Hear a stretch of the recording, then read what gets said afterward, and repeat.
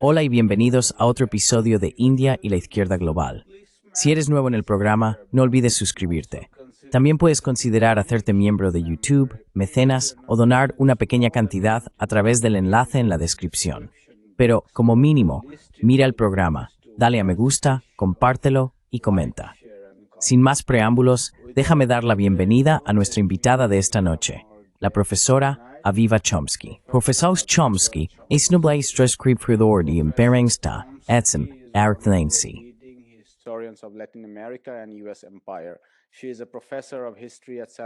Es profesora de historia en la Universidad Estatal de Salem, en Massachusetts, y autora de varios libros influyentes, entre ellos La historia olvidada de Centroamérica, Indocumentados, cómo la inmigración se volvió ilegal, y una historia de la Revolución Cubana. Su trabajo ha sido fundamental para conectar los puntos entre la política exterior estadounidense, el trabajo, la inmigración y el poder corporativo, y para mostrar cómo la política del imperio ha moldeado la desigualdad y la exclusión en el propio país. En esta conversación, exploramos cómo el imperialismo estadounidense está configurando América Latina, en particular Venezuela, y cómo podría ser hoy un nuevo tipo de solidaridad internacional. Profesora Chomsky, bienvenida de nuevo a India y la Izquierda Global. Gracias por invitarme. Es un placer aquí. Sí, gracias por esta presentación. ¿Podrías enviarme una copia? Necesito leerla. La necesito. Por supuesto, por supuesto. Estáis presentado de una forma tan hermosa.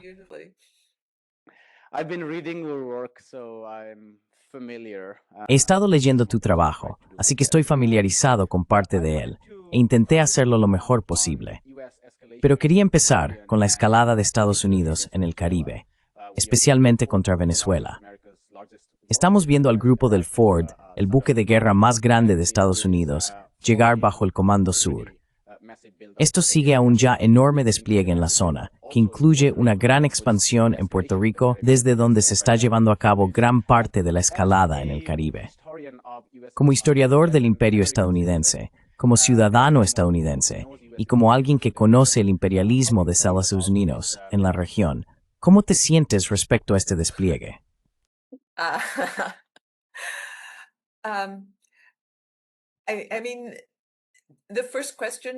Quiero decir, la primera pregunta que todo el mundo me hace es, ¿Trump va a invadir Venezuela?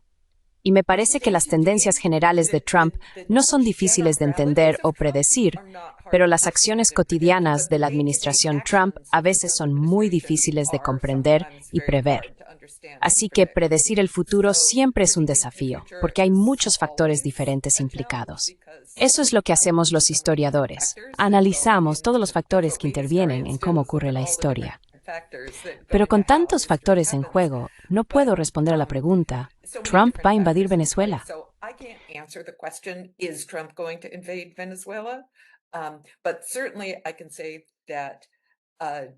Pero ciertamente puedo decir que a pesar de haber hecho campaña con una plataforma para poner fin a las guerras, Trump continúa con la gran tradición estadounidense de agresión militar contra países más débiles.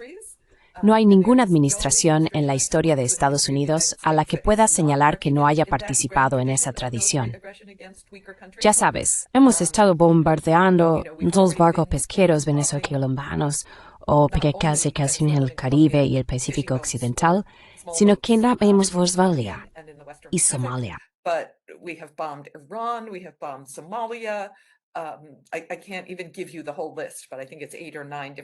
Ni siquiera puedo darte la lista completa, pero creo que son 8 o 9 países diferentes los que Estados Unidos ya ha bombardeado, es decir, ha llevado a cabo ataques militares no provocados contra ellos. Lo que tienen en común es que todos son países que no tienen capacidad para defenderse ni para contraatacar a Estados Unidos. E incluso hemos oído a Trump decir, bueno, no creo que mueran demasiados estadounidenses, así que está bien. Así que no importa cuánta gente matemos en otros países, lo único que le preocupa es cuántos estadounidenses pueden morir. Por supuesto, la región del Caribe, e incluyo a Venezuela en la región del Caribe, tiene una gran costa a lo largo del Caribe, Ha sido un objetivo particular del expansionismo, el colonialismo y realismo estadounidenses desde finales del siglo XIX.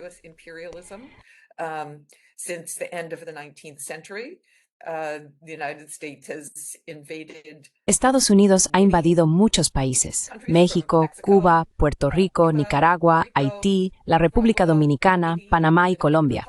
Esa es una intervención directa de Estados Unidos en Centroamérica. Mencioné Honduras, Nicaragua, El Salvador y Guatemala. Los intereses económicos estadounidenses en el Caribe comenzaron realmente en el siglo XIX, aunque podríamos rastrearlos aún más atrás. Si observamos la Nueva Inglaterra colonial, antes incluso de que existieran los Estados Unidos, gran parte de la riqueza de Nueva Inglaterra y de la élite local de mi zona provenía de sus inversiones en Barbados, otra colonia británica con plantaciones de azúcar. Así que la conexión entre la intervención económica y la militar se remonta muy atrás. Antes de 1848 fue la primera invasión estadounidense de México, pero 1898 fue la primera invasión estadounidense del Caribe, en Puerto Rico y Cuba. Las economías de esas islas, que entonces estaban bajo dominio colonial español, ya estaban en manos de Estados Unidos.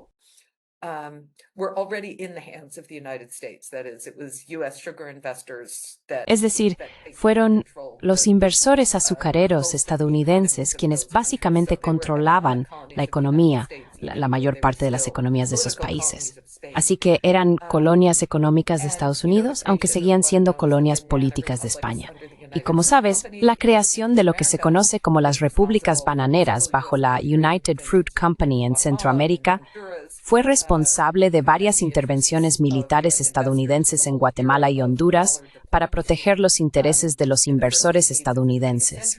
Toda la era de la diplomacia del dólar en las primeras décadas del siglo XX.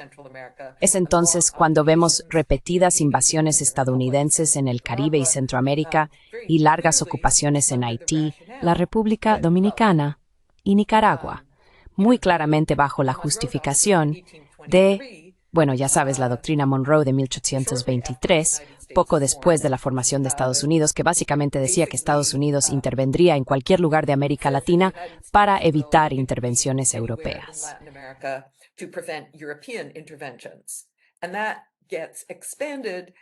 Y eso se amplía con la corolario Roosevelt a principios del siglo XX, que dice que intervendremos en cualquier lugar de América Latina para proteger los intereses comerciales de Estados Unidos. No utiliza esas palabras exactas, pero básicamente eso es lo que dice, que si algún país latinoamericano no mantiene el tipo de orden que necesitamos para proteger nuestras inversiones, intervendremos para protegerlas. Así que las intervenciones de principios del siglo XX, bajo la diplomacia del dólar, se realizan bajo esa justificación. Los inversores estadounidenses están bajo amenaza y necesitamos intervenir y cambiar el gobierno para protegerlos. Y, por supuesto, la participación de Estados Unidos en la industria petrolera de Venezuela es otro ejemplo.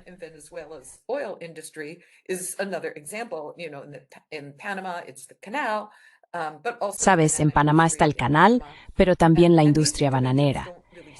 Y estas intervenciones no se detienen realmente con el fin de la diplomacia del dólar, porque ya sabes, la invasión de Guatemala en 1954 también fue directamente para proteger a la United Fruit Company de un gobierno de izquierda que estaba otorgando más derechos a los trabajadores y llevando a cabo una reforma agraria, lo que amenazaba las propiedades de la empresa. Así que esa justificación no ha cambiado mucho, aunque se haya enmascarado bajo nuevas ideologías en la segunda mitad del siglo XX, principalmente bajo las ideologías de la Guerra Fría. En Panamá, en 1989, fue bajo la guerra contra las drogas.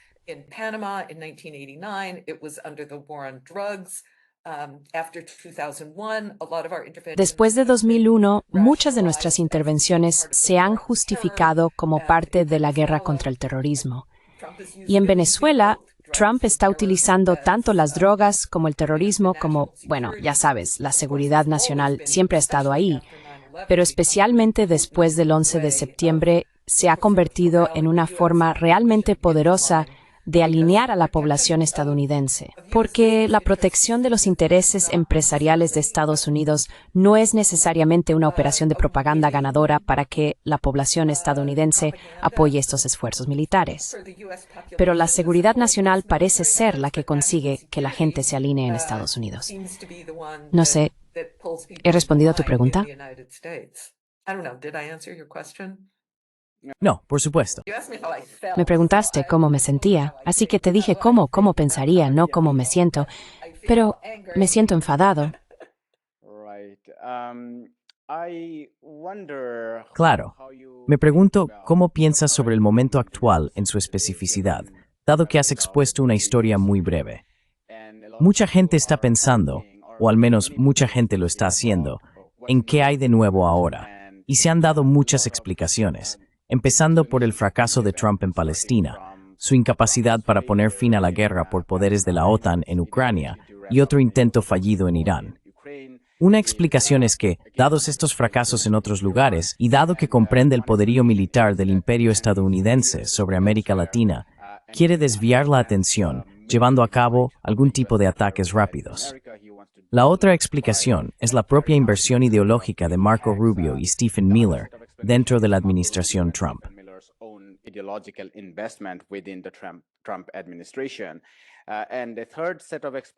Y la tercera explicación tiene que ver con este nuevo momento de una nueva doctrina Monroe, motivado por el aumento de la inversión china en toda la región, especialmente por los estrechos vínculos entre Venezuela y China.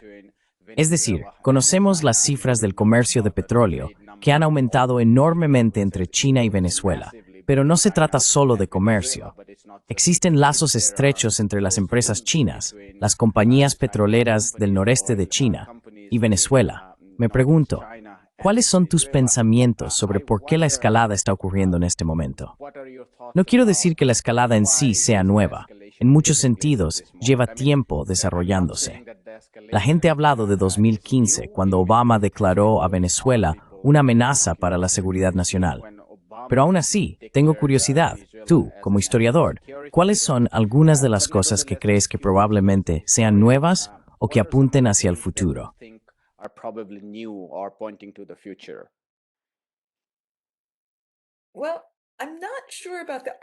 Bueno, no estoy seguro del argumento de que esté intentando desviar la atención de otros fracasos en política exterior por dos razones.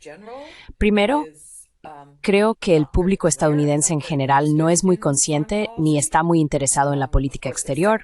Por supuesto, hay sectores del público estadounidense que sí lo están, pero en términos de popularidad política, no estoy seguro de que a Trump le preocupe realmente desviar la atención. Y la otra cuestión respecto a ese argumento es que creo que Trump ha sido bastante exitoso en presentar la mayoría de las acciones que has mencionado como éxitos más que como fracasos, excepto en el caso de Ucrania.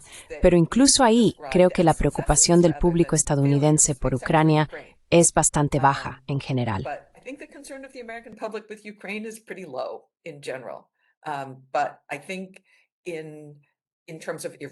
Pero creo que en lo que respecta a Irán y a Gaza, lo que Trump está proyectando es que esos fueron éxitos. Y pienso que los medios de comunicación tradicionales están prácticamente aceptando y promoviendo esa idea. Hay algunos rumores de que quizá el alto el fuego en Gaza no se mantenga, pero hay tan poco reconocimiento en los medios de comunicación de que este acuerdo de paz no trajo la paz a Gaza. No hay nada que frene a Israel. Y ocurre lo mismo con los acuerdos de paz en Líbano y Siria. Esos llamados acuerdos son básicamente una tapadera para la continua expansión y agresión israelí. Pero los medios de comunicación tradicionales no se lo están explicando a la gente.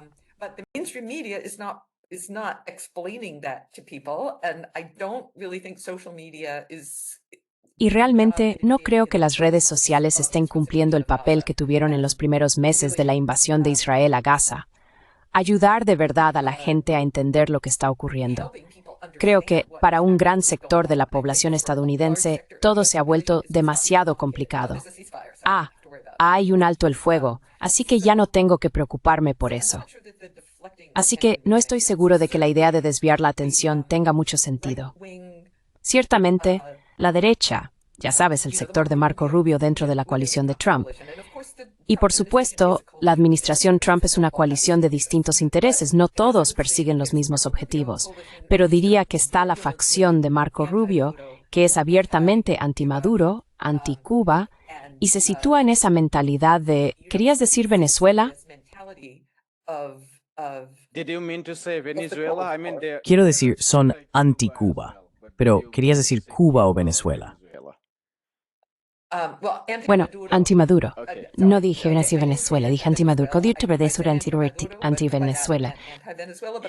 También dijiste anti-Cuba. Vale, pero querías decir anti-Venezuela, ¿verdad?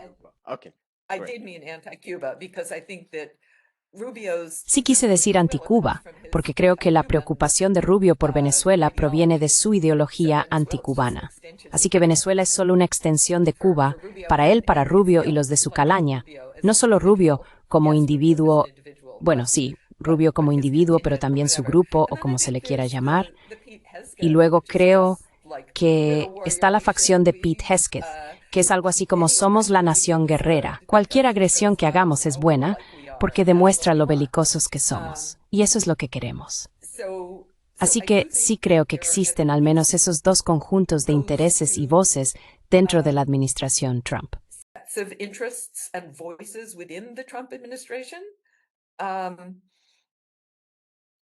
Sabes, en cuanto a los intereses empresarios de Estados Unidos, creo que hay un...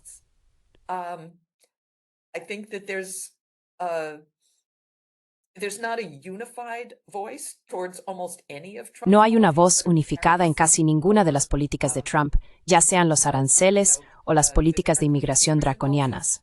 Muchas de ellas, de hecho, lo enfrentan con partes del sector empresarial, pero ahora mismo parece que hay muy poca voluntad de desafiarlo, igual que ocurre con las universidades. Aunque las universidades pueden ser en realidad más complacientes con lo que está ocurriendo que el mundo empresarial. En el sector corporativo, creo que lo que veo, o cómo interpreto lo que veo, es que las personas y las instituciones sienten que tienen más que perder desafiando a Trump que simplemente siguiéndole el juego, intentando trabajar con él y actuando como una especie de oposición leal en lugar de desafiarlo realmente.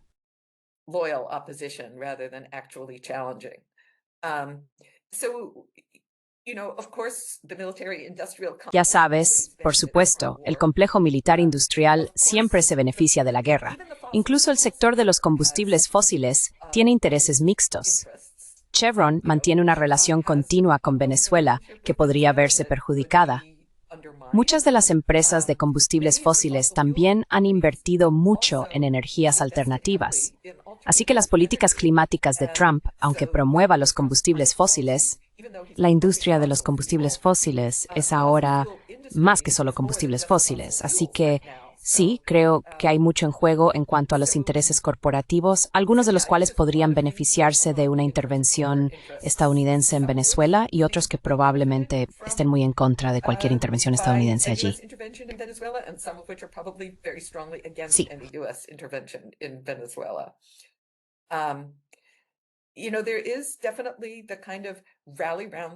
Sabes, existe sin duda esa idea de cerrar filas en torno a la bandera, que la guerra no solo es buena para la economía, sino que cuando Estados Unidos está en guerra, quiero decir, lo acabamos de ver el Día de los Veteranos hace un par de días, surge ese patriotismo abrumador, ese apoyo a las tropas.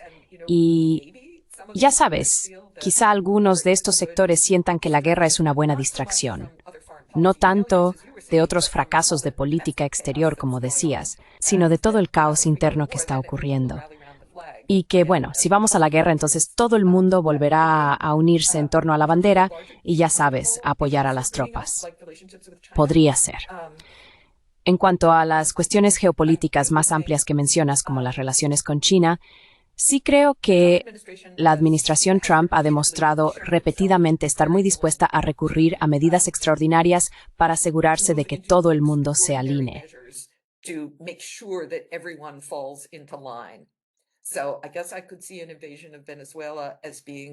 Así que supongo que podría haber una invasión de Venezuela como una medida extraordinaria para poner en aviso a todos los países de América Latina, África y Asia. Alinearos con nosotros o sufriréis las consecuencias.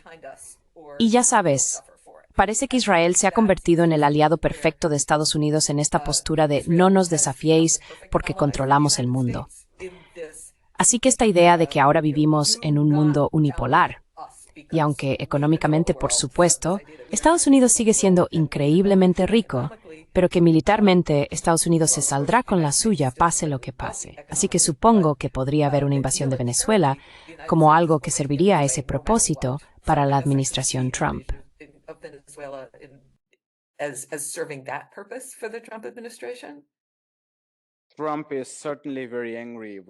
Trump está ciertamente muy enfadado con Brasil, dado el vínculo con la soja, porque su error de cálculo sobre la fortaleza de la economía estadounidense frente a China se debió en parte a no haber reflexionado sobre la centralidad de las tierras raras, o quizá pensaron que podrían chantajear a sus proveedores de tarjetas con chip, las tarjetas con chip Blackwell u otras de Nvidia, para mantener el flujo de tierras raras. Pero también subestimaron que China podría simplemente comprar soja a Brasil, y el sector agrícola, que ya está en recesión en Estados Unidos, quedaría estancado. Así que está muy enfadado con Brasil y su vínculo con China, y por eso está amenazando a Lula. Parte de ello también tiene que ver con la política interna y su conexión con la extrema derecha dentro de Brasil. Quería preguntarte sobre...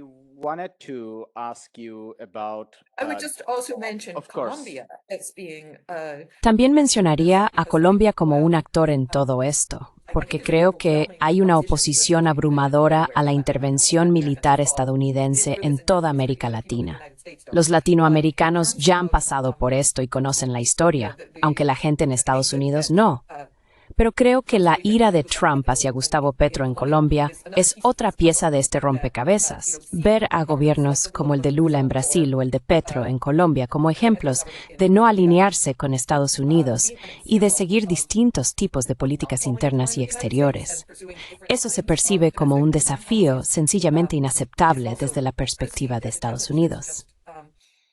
Unacceptable from the perspective of the United States. And, there's some documents from the early Y ya sabes, hay algunos documentos de los primeros días de la Revolución Cubana a los que siempre vuelvo, en los que el embajador de Estados Unidos y el Departamento de Estado se escriben frenéticamente de un lado a otro diciendo, ya sabes, ¿cómo vamos a tratar con este nuevo gobierno? Parece que toda la población está unida en la adoración a Fidel Castro y a la revolución. Entonces, ¿qué vamos a hacer al respecto? ¿Vamos a poder controlarlo? Y unos meses después dicen, ya sabes, si permitimos que este gobierno tenga éxito, otros países de América Latina van a, bueno, todos sabemos que la Unión Soviética no tiene nada que ver con esto, pero si le permitimos tener éxito, otros gobiernos latinoamericanos van a intentar seguir el mismo tipo de camino nacionalista y populista, lo cual es malo para nuestros inversores económicos.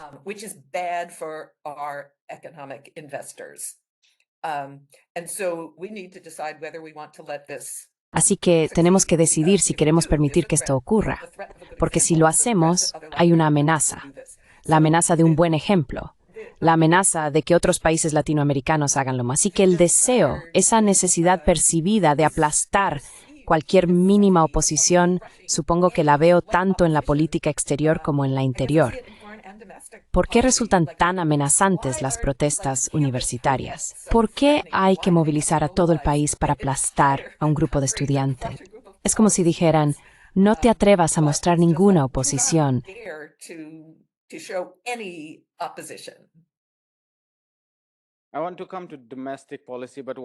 Quiero pasar a la política interior, pero antes, un último comentario sobre la política exterior. Creo que el factor China debe de ser muy inquietante para la administración estadounidense, aunque intenten disimularlo de alguna manera, dado el creciente vínculo de los países latinoamericanos-China, que es principalmente económico. Ahora bien, no quiero subestimar los lazos económicos que la Unión Soviética tenía con países como Cuba, por ejemplo. Eso fue muy importante, pero era de una naturaleza algo diferente. En el caso de China, son las empresas chinas las que están muy activas y participan en todo tipo de industrias que entran en conflicto directo con los intereses corporativos estadounidenses. Así que en ese sentido, creo que mientras que en la antigua Guerra Fría vimos algo de eso, Bueno, gran parte era propaganda.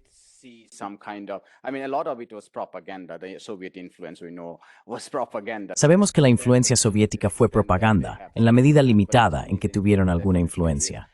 Pero la influencia china está creciendo claramente y es de naturaleza económica. Y dado que, creo que coincido contigo, la historia en Gaza e incluso en Irán se ha presentado a su público interno cautivo como un éxito. No estoy seguro de que la guerra arancelaria con China haya resultado convincente para ninguno de los grupos implicados.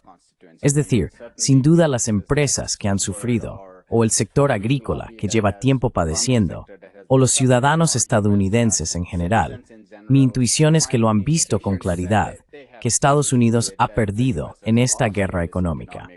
Así que tengo la sensación de que las élites gobernantes de Estados Unidos, incluidas las élites corporativas, pero también la clase política, deben de estar muy preocupadas por la influencia china en América Latina.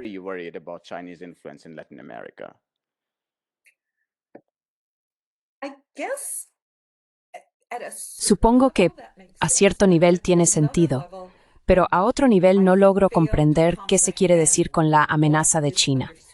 Quiero decir, ¿por qué es una amenaza para los intereses empresariales de Estados Unidos que haya inversores de otras partes del mundo? ¿Por qué China es una amenaza? ¿En qué consiste exactamente esa amenaza? No consigo entenderlo. ¿Qué es?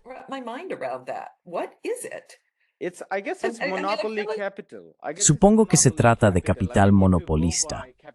Quiero decir, si seguimos la lógica del capitalismo, si hay otros intereses privados que entran y compiten contigo, entonces, por ejemplo, si Temu está ganando más cuota de mercado frente a Amazon, eso no debería, según su propia lógica, ser una amenaza.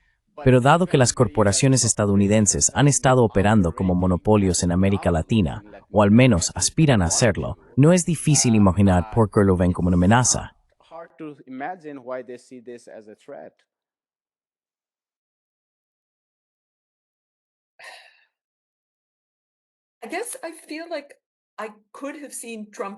Supongo que siento que podría haber visto a Trump tomar el camino completamente opuesto respecto a China, y no entiendo por qué ha decidido actuar como lo ha hecho con China y también con el sector empresarial estadounidense. Ya sabes, China son los mercados, China son las tierras raras. Así que tengo que decir que no soy un experto en esa parte de la política estadounidense, pero me deja un poco desconcertado. Y quiero decir, hay otras partes de la política exterior de Trump que parecen tan arbitrarias y también desconcertantes. Como ya sabes, ¿por qué iniciar una guerra con Canadá? Así que, ya ves, parte de intentar entender a Trump es aceptar lo arbitrario de todo ello.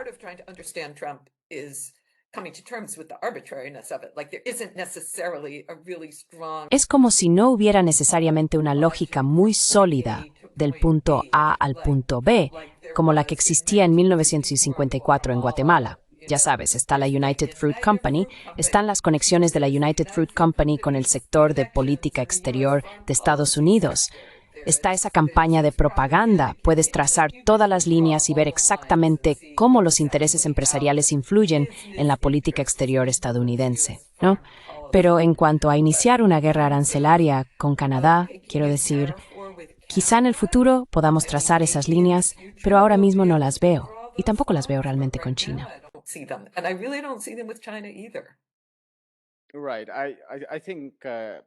De acuerdo. Creo que la política exterior de Estados Unidos no parece ser una línea directa, ni el resultado directo de una política empresarial uniforme. Es decir, puede que haya distintos intereses empresariales que confluyan, pero también existen intereses administrativos o ideológicos estadounidenses no empresariales que forman parte de la explicación.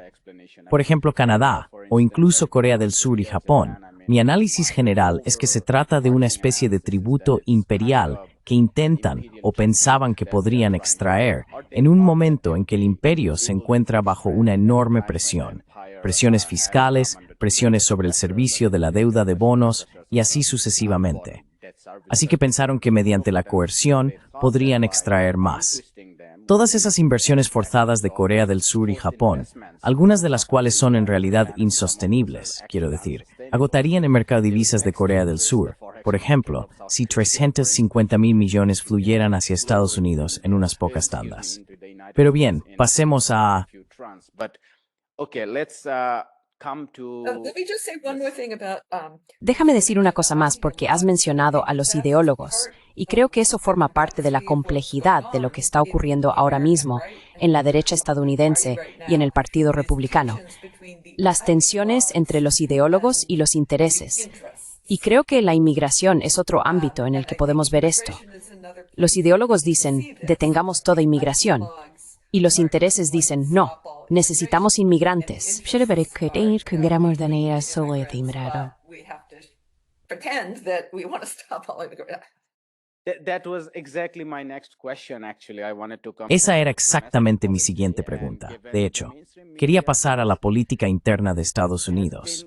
Dado que los medios de comunicación tradicionales han intentado silenciar el tema de la inmigración en su debate más amplio sobre América Latina, cuando leo tu trabajo y el de Juan González y otros sobre la historia de la región, veo que la intervención estadounidense en primer lugar provocó mucha inmigración. Luego, esos inmigrantes quedaron marcados con etiquetas de criminalidad e ilegalidad, muchas de las cuales se han intensificado bajo la administración Trump. Quiero que nos hables más sobre eso.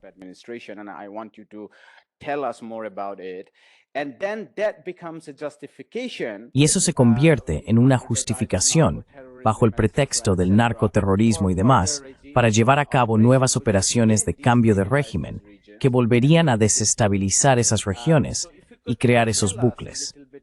Así que si pudieras contarnos un poco sobre la política de extrema derecha en Estados Unidos, cómo ha influido en la política anti-inmigración, y cuál es el vínculo entre eso y este tipo de cambios de régimen, la justificación o la ilusión de autoridad moral detrás de las intervenciones en América Latina. Creo que eso aclararía mucho las cosas para nuestros espectadores. Okay, so I want to, De acuerdo. Quiero cuestionar sobre dos términos que acabas de usar. Uno es la cuestión, la estabilidad frente a la inestabilidad. and instability. Y creo que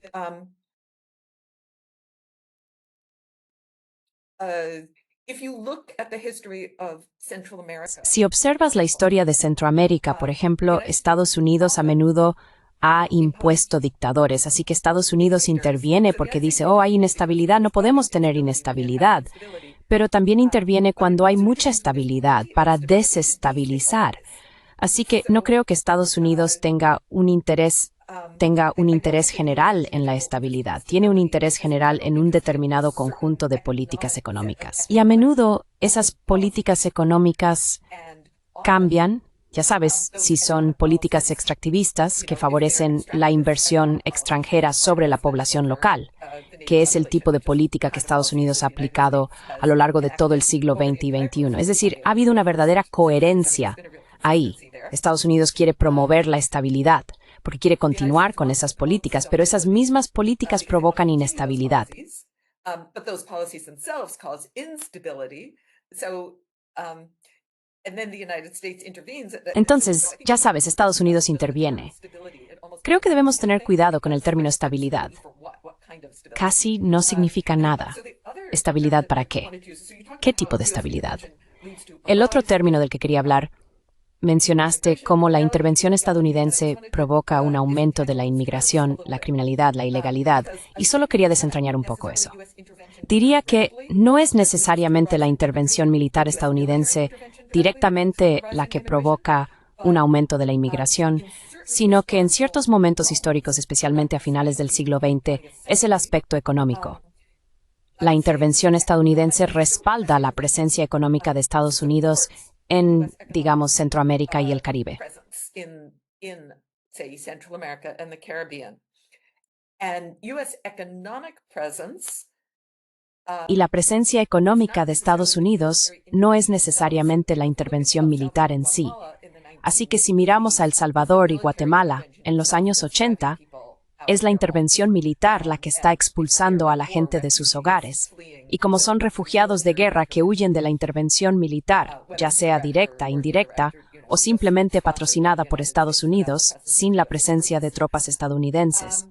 Pero en otros casos, por ejemplo, en el periodo posterior a la guerra, que es cuando la inmigración desde Guatemala y El Salvador se dispara, es el modelo económico impuesto por la estabilidad que sigue a los años de conflicto el que provoca un verdadero aumento de la migración.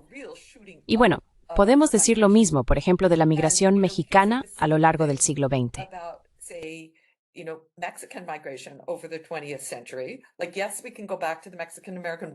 Sí, podemos remontarnos a la guerra entre México y Estados Unidos y a la presencia a largo plazo, pero la migración mexicana a Estados Unidos está realmente impulsada por los intereses empresariales estadounidenses, ya sea construyendo ferrocarriles en México en el siglo XIX para llevar a la gente hasta la frontera a trabajar, o mediante los programas de trabajadores invitados.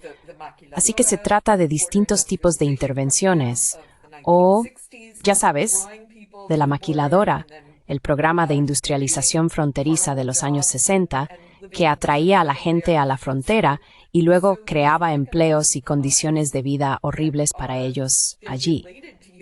Así que estos lazos económicos están relacionados con las intervenciones estadounidenses, pero diría que son distintos tipos de intervención. En realidad, son esos lazos económicos los que creo que constituyen el mayor impulso para la inmigración.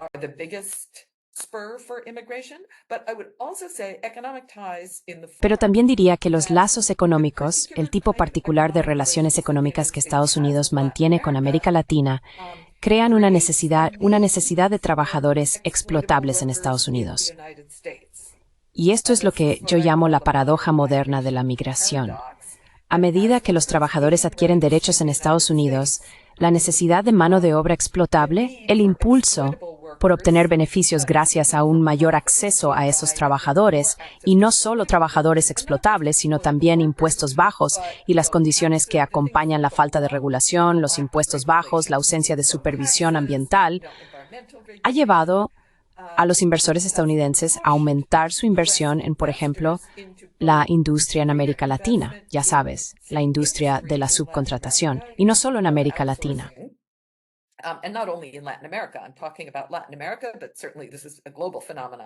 Estoy hablando de América Latina, pero sin duda se trata de un fenómeno global, no solo de América Latina. Comienza en América Latina, pero ahora es global. Y la degradación de las condiciones laborales en Estados Unidos, junto con la necesidad de más trabajadores indocumentados y explotables que no tienen acceso a los derechos que los trabajadores estadounidenses han conquistado.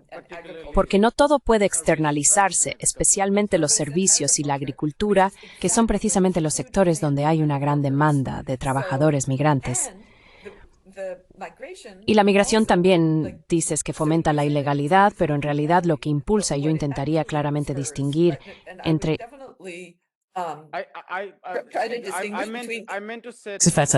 La narrativa broad. No creo que sean ilegales. Una narrativa no hay font en la gran. De acuerdo, pero existen relaciones entre ilegalidad y criminalidad, aunque no son las que escuchamos del gobierno de Trump, que afirma que las personas sin documentos cometen demasiados delitos, matan a demasiadas personas y son una amenaza para la seguridad nacional. Pero sí, eso quiero decir, la ilegalidad es una construcción legal que priva a las personas de derechos, ¿verdad? Crea una condición en la que la gente puede ser explotada. Así que, en ese sentido, la ilegalidad cumple una función económica.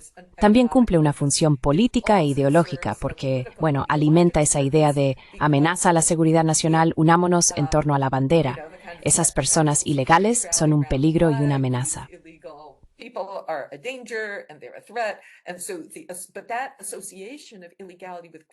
Así, esa asociación de la ilegalidad con la criminalidad es a la vez una herramienta ideológica para justificar la explotación.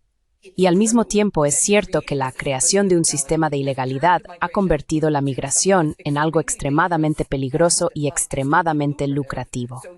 Han surgido enormes redes criminales para eludir las restricciones estadounidenses a la migración, porque los empleos siguen existiendo, la necesidad de marcharse sigue existiendo, y todo el sistema depende de las remesas.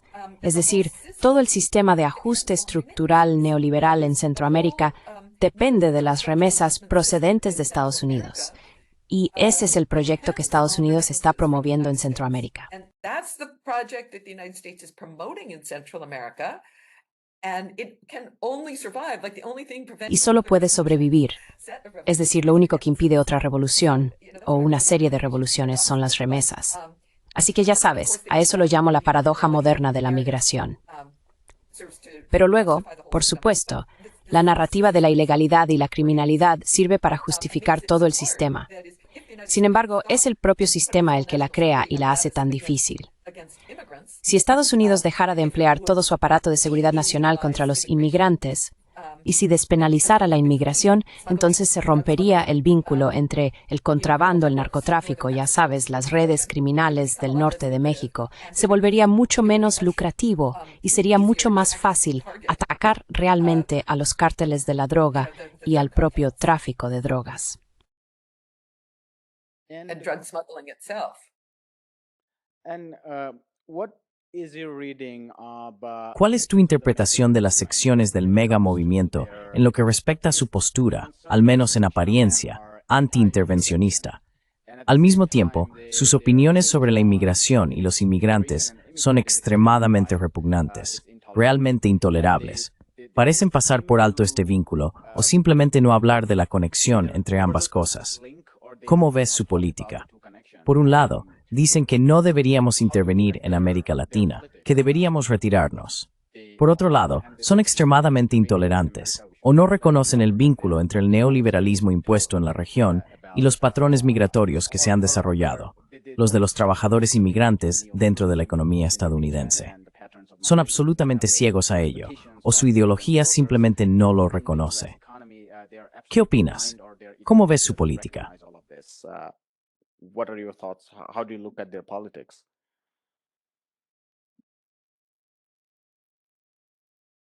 Well, so I think the most Bueno, creo que el nativismo, el sentimiento antiinmigrante, la xenofobia y el racismo tienen raíces muy profundas en la historia estadounidense, así que no es algo nuevo. Y sabes, una cosa que me sorprende mucho es oír cuánto se dice en el discurso liberal. Trump está haciendo todas estas cosas. Bueno, ¿acaso no hizo Woodrow Wilson todas estas cosas? Ya sabes, si miras atrás, no hizo Bill Clinton todas estas cosas. Así que sí. Då trötta det inte människor för nog ta sifko bristen wilkustemen ik esta övervinfinte historia profunda histórica senelos. and what is just really deeply rooted in American history, and this idea that this is not who we are. No, this is exactly Y ya sabes, esa idea de que esto no es lo que somos, no, esto es exactamente lo que somos. Abre los ojos. Pero, ya sabes, el anti-aislacionismo y el anti-intervencionismo de derechas e izquierdas han existido desde hace mucho en la historia de Estados Unidos. Y este tipo de anti-intervencionismo al estilo América Primero, MAGA, tampoco es nuevo. Y por supuesto, el anti-intervencionismo basado en la solidaridad tampoco lo es. Así que incluso el término anti-intervencionista Abarca idiotiers y pues es alifidens, que resulta difícil verlo como una posición única. ideological stance.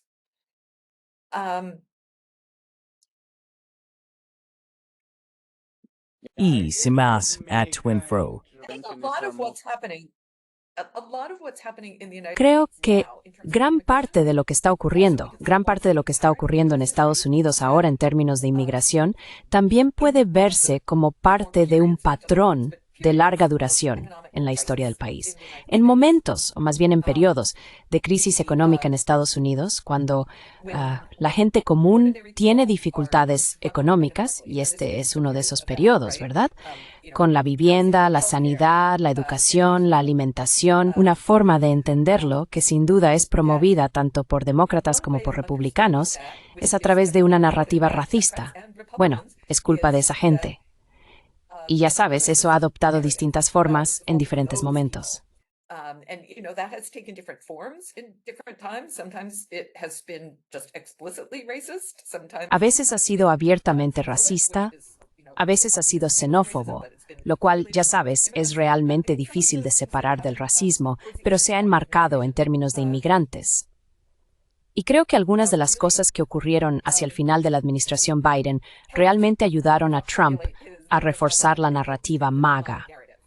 Muchas de las políticas de inmigración de Biden parecieron para amplios sectores de la población, incluidos inmigrantes, incluso inmigrantes indocumentados, caóticas, y como si estuvieran creando beneficios y servicios sociales para personas fuera del país a los que la gente dentro del país no tenía acceso.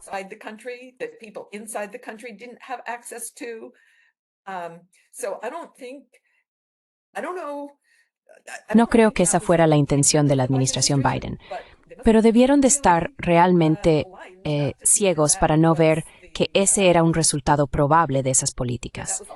Incluso aquí, en el Massachusetts liberal, cuando empezaron a llegar los primeros autobuses de inmigrantes desde Florida, la gente decía, oh, Florida es terrible, aquí amamos a los inmigrantes.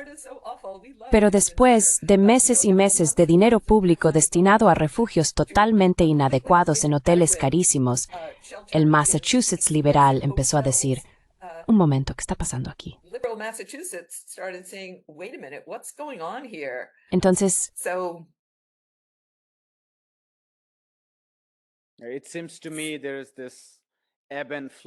Me parece que existe un vaivén en la economía del núcleo imperial, y con ello la demanda y la oferta de trabajo suben y bajan.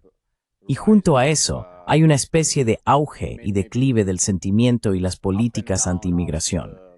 No quiero hacer un esquema demasiado rígido de esa relación porque hay intervenciones políticas en determinados momentos que realmente intensifican la retórica, pero también está ese elemento económico.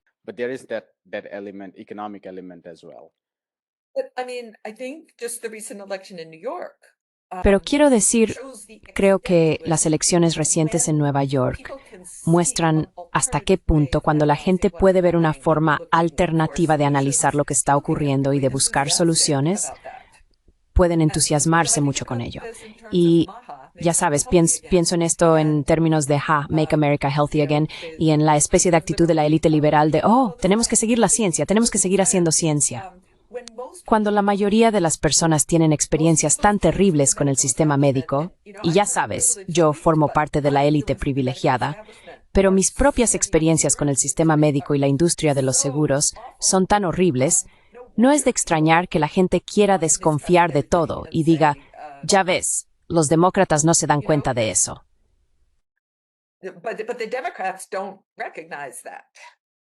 Mira estos. Los tradicionales.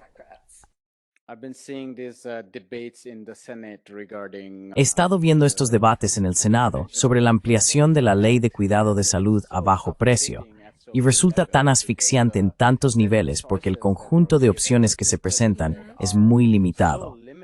O bien el Estado envía subsidios a las compañías de seguros, o como dice Trump, yo te pago directamente y luego tú negocias con la compañía de seguros. Pero sabemos que las compañías y TUS están en mejor posiciones individuos para subir los precios. En cualquier caso, ambas opciones son tan corruptas y tan limitadas que los ciudadanos en general están atrapados.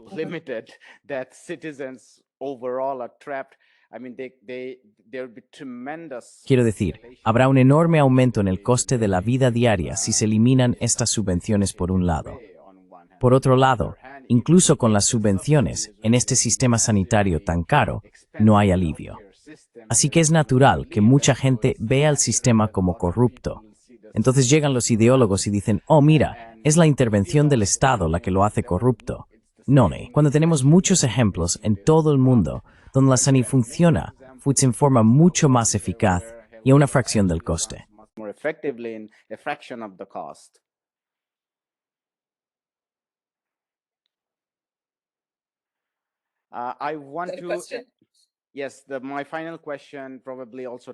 Sí, mi última pregunta probablemente también esté relacionada con tu comentario sobre Nueva York y trata sobre lo que podría ser, bueno, no lo llamemos una izquierda alternativa, pero sí dentro de los debates y discusiones de la izquierda.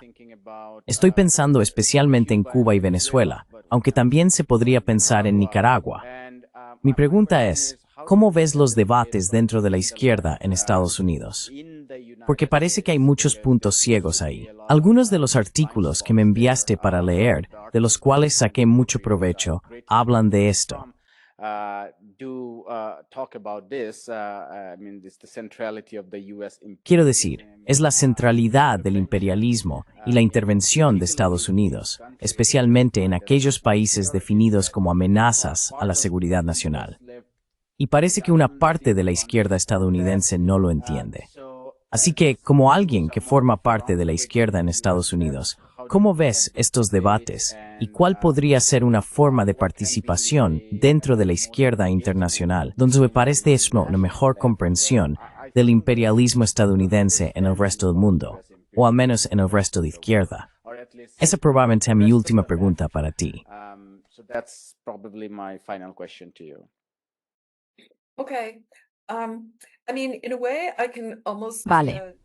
Quiero decir, en cierto modo, casi puedo ver un paralelismo entre los debates dentro de la izquierda y las presiones externas sobre la izquierda que afectan a esos debates. Y sin duda veo que eso está ocurriendo con respecto a Gaza.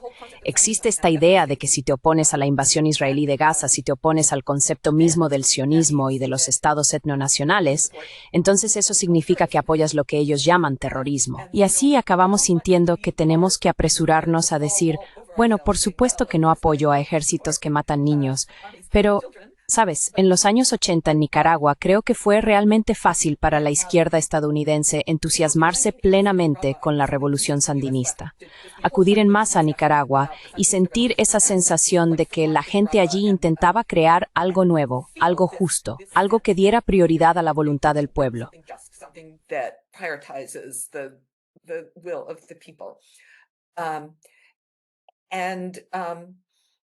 Y creo que gobiernos o movimientos como los de Maduro, Ortega y Hamas han sido tan demonizados que la gente siente que, bueno, no hay nada que apoyar.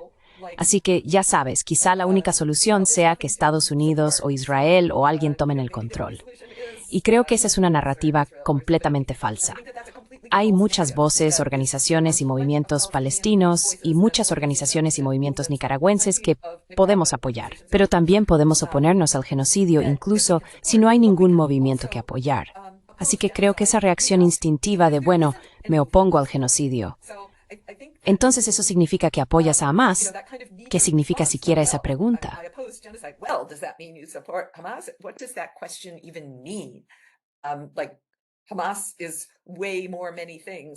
Hamas es muchas más cosas de lo que nos muestran que es. Pero, ¿por qué siquiera nos hacen esa pregunta? Sí, pero tengo que contarte lo que me dijo un colega mío. Cuando hace aproximadamente un año, tuvimos como ponente en el campus a un sacerdote episcopal de Cisjordania que estaba realizando algunas visitas al Congreso y participando en conferencias en esta zona. Lo invitamos a hablar en Salem State, y la universidad, por supuesto, ha sido extremadamente reacia a permitir cualquier voz palestina. Él trabaja con la Organización Palestina de Derechos Humanos Al-Haq y nos habló de algunas de las cosas que están ocurriendo en Cisjordania.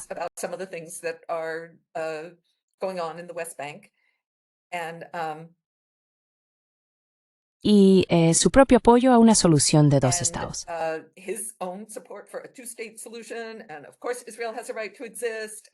Y por supuesto, Israel tiene derecho a existir. Quiero decir, algunos palestinos del público estaban tan enfadados que se levantaron y se marcharon, porque ese no era el mensaje que querían oír. Pero ese era el mensaje que este orador quería transmitir. Cuando le mencioné esto a uno de mis colegas, le dije, deberías haber venido a esa charla porque creo que te habría gustado lo que tenía que decir. Y mi colega dijo, bueno, yo dije, sonaba como un Martin Luther King palestino. Y por supuesto queremos tener esas voces, queremos tener muchas voces palestinas, diferentes voces palestinas.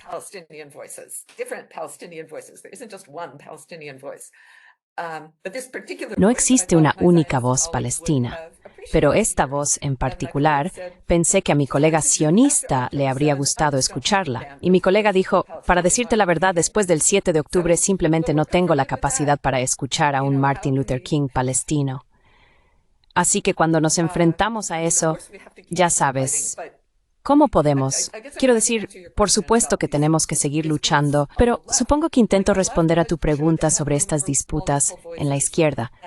La izquierda debería tener espacio para múltiples voces y resistir el intento de la derecha de aplanar lo que significa oponerse al racismo, etnonacionalismo e imperialismo de Estados Unidos o de Israel. Racism and ethno-nationalism and imperialism. Mi comentario final es el siguiente. Me parece que existe una enorme falta de comprensión sobre lo que significa una lucha de liberación nacional dentro del núcleo imperial. Esto se basa en mi experiencia al hablar con muchas personas de todo el sur global. Y aunque sabemos que el sur global también es vulnerable a las tendencias y políticas de derechas, en general, y no me refiero solo a la izquierda del sur global, parece haber una mejor comprensión de la lucha por la liberación nacional. Así que incluso en la India, por ejemplo, no es difícil encontrar a muchas personas que entienden que Hamas y Hezbollah forman parte de la resistencia. Hamas and Hezbollah are part of the resistance. I mean, this is something you can't talk in the United States. In fact, even Quiero decir, esto es algo de lo que realmente no se puede hablar en Estados Unidos. Se suprime de forma enérgica y agresiva. Recibimos, no fue exactamente un aviso de huelga, pero YouTube eliminó nuestro contenido en el que el profesor Norman Finkelstein hablaba sobre Sayed Nasrallah tras su asesinato. Lo describía como una persona inteligente, alguien que podía expresarse con reflexión, alguien de quien realmente se podía aprender. Y ese es el tipo de contenido que no se puede emitir en YouTube. Lo han eliminado varias veces y aún después de que apeláramos, dijeron que promovía organizaciones violentas, criminales y terroristas, lo cual no está permitido. Así que ahí estamos.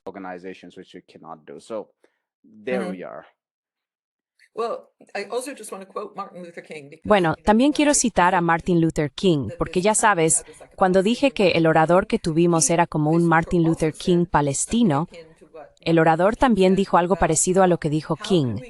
¿Cómo podemos ir al gueto y criticar la violencia allí sin mencionar al mayor promotor de violencia en el mundo actual, el gobierno de los Estados Unidos? Así que ya sabes, por supuesto Martin Luther King también ha sido institucionalizado, también ha sido blanqueado. Entonces, ya sabes, ¿se permitiría siquiera eso hoy en YouTube? Absolutamente. Lo dejaremos ahí, con la sabiduría de Martin Luther King. Creo que es un buen punto para terminar. Profesor Chomsky, siempre es un placer y un privilegio hablar con usted. Muchísimas gracias. Gracias. Hola, me llamo Ayushman. Junto con Mudyar Jyotishman, hemos creado esta plataforma. Durante los últimos 2 años, hemos intentado generar contenido para las fuerzas de izquierda y progresistas. Hasta ahora hemos entrevistado a economistas, historiadores, comentaristas políticos y activistas. Si te ha gustado nuestro contenido y quieres que construyamos un archivo para la izquierda, tengo 2 peticiones para ti. Por favor, considera hacer una donación a la causa. El enlace está en la descripción de abajo, y si no puedes hacerlo, no te sientas mal. Siempre puedes dar me gusta y compartir nuestros videos con tus camaradas. Por último, no olvides pulsar el botón de suscribirte.